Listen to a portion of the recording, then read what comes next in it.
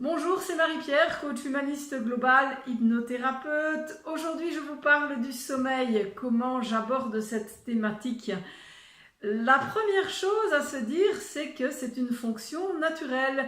Et si il ne se présente pas, ce sommeil, ou si il est perturbé, eh bien c'est que quelque chose, et peut-être quelque chose, c'est à mettre au pluriel, empêche le sommeil d'être là ou d'être là pendant toute la nuit. Donc, ce que nous allons travailler ensemble, c'est investiguer sur les causes probables. Sachez qu'elles sont multiples. Il peut y avoir des causes purement physiologiques.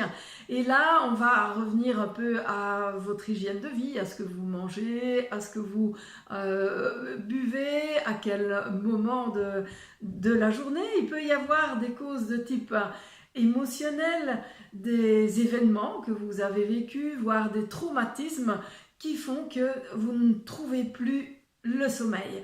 Alors, ça c'est notre première séance, ça va être d'investiguer sur les différentes causes. Et puis ensuite, nous allons travailler sur l'amélioration des facteurs, travailler sur que mettre en place pour que le terrain naturel qui permet de retrouver le sommeil puisse à nouveau être présent.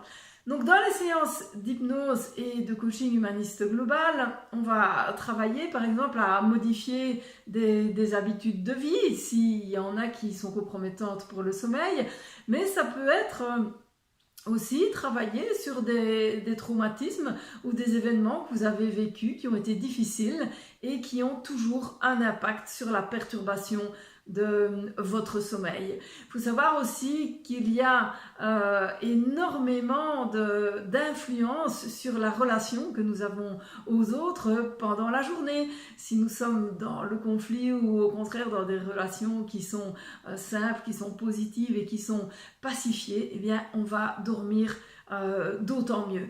Alors, en cette fin de séquence, je vous livre un petit truc, une petite astuce pour vous aider à l'endormissement, c'est la pratique de la gratitude.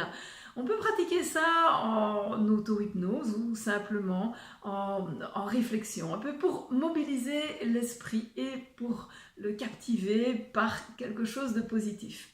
Alors la pratique, elle est la suivante, c'est le compte à rebours des événements pour lesquels vous pouvez dire merci, une pratique relative à la gratitude. Alors installé confortablement dans mon lit, tout d'abord je dis merci, merci pour ce lit. Merci d'être à côté de mon conjoint. Merci d'avoir une maison, d'avoir un lieu d'habitation. Merci de ne pas avoir mal. Merci d'avoir eu à manger aujourd'hui. Merci d'avoir pu choisir ma nourriture. Alors je vais remonter le fil du temps systématiquement.